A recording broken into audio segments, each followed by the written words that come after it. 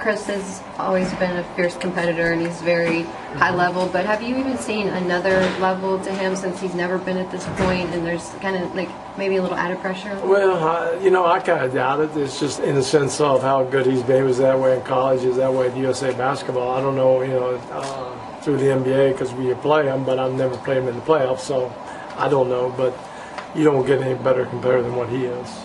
A lot of times in a game where your team shows resiliency like that, we might ask you, what'd you find out about your team? But this everything they did last night, stuff you knew about these guys already. Yeah, they've shown it. I mean, there was just too many times during the year that we had to dig a little deeper and, back to back, whether it's, flying into Denver at 4 o'clock in the morning and trying to find a way to win and different things of that sort. And I knew they had it and just glad they're expressing it right now. There's a lot of that because of the belief they have in each other. Yeah, oh yeah. Yeah, it doesn't.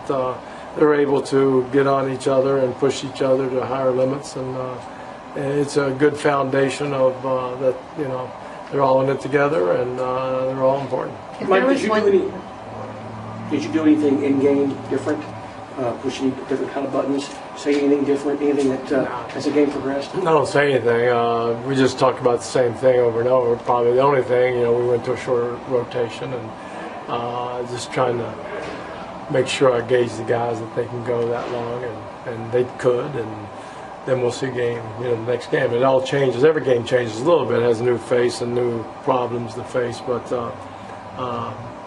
I like to, go into it like a set thing, but this series you just have to kind of read it. That rotation that you use, do you expect that's what you'll do? That's what I'll start, and then we'll see. If guys get tired, we'll have to expand a little bit. Mm-hmm. If you had to point to one thing that your team has to do in order to win tomorrow, what score more points or get them to score less. There's just so many things. I mean, they missed open shots at the end of the game. We missed open shots.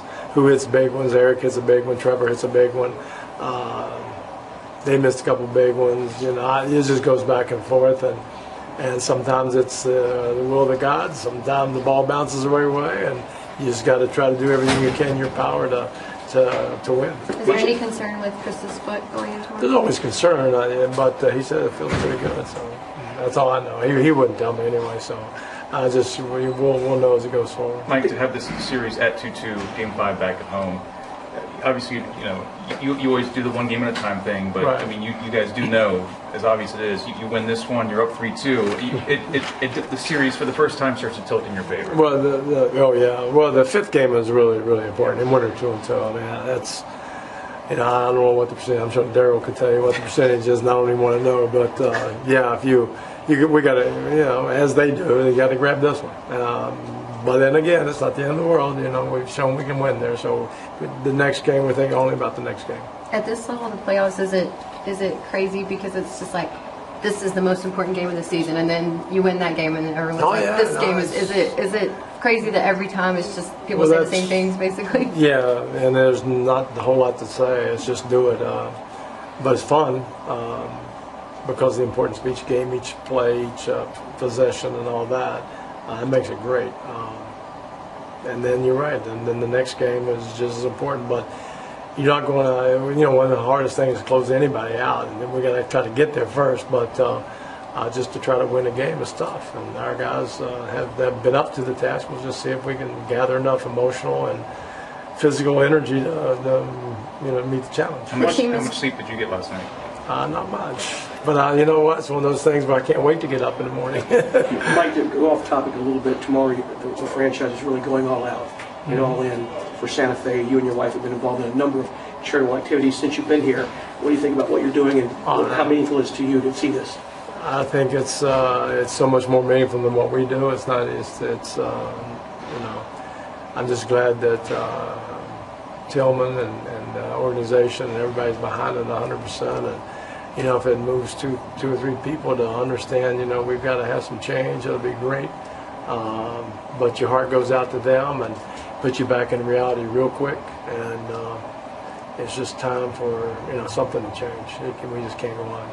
You talked about not being tired and being excited to wake up. Do you feel like this is kind of like a turn back the clock thing for you, or you're feeling like it's? I don't know if I'm. Are you saying I'm too old? Is that what you're saying? No. I'm just asking. Like, you know what I mean? Does it kind of make you feel?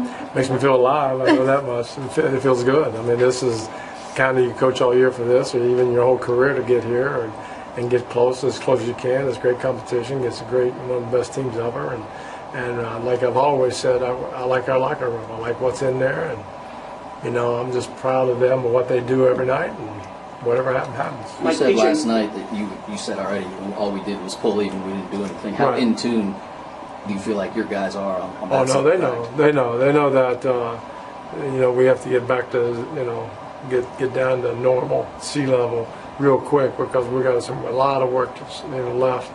And we know it's not going to be easy, but also they know now it's not going to be easy. So we're looking forward to it. I think we're excited, but the right type of fear and the right type of excitement. PJ, Mike, PJ said after the game that the Rocks did something everybody counted out. Nobody thought they could do this after losing by 41.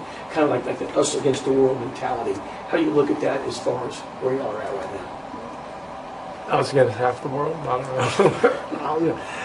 Yeah, I mean, you know, but to win, they've never lost with Kevin Durant at home. I mean, there's all kinds of things you can go through. They're great. They're champions, and you still got to knock them out. They're not done for any stretch of the imagination. But yeah, we showed, I think, a lot of people that, you know, thinking when we're down 12-0 in the fourth game, a lot of people got hurt jumping off the bandwagon. You know, they were scrambling, and I would have been one of those guys scrambling too. So not like I knew better, but. It's just good to see the guys respond and play hard, and whatever happens. We've always said that, so what? We'll go to the next thing, but they showed a lot of heart. All right, guys.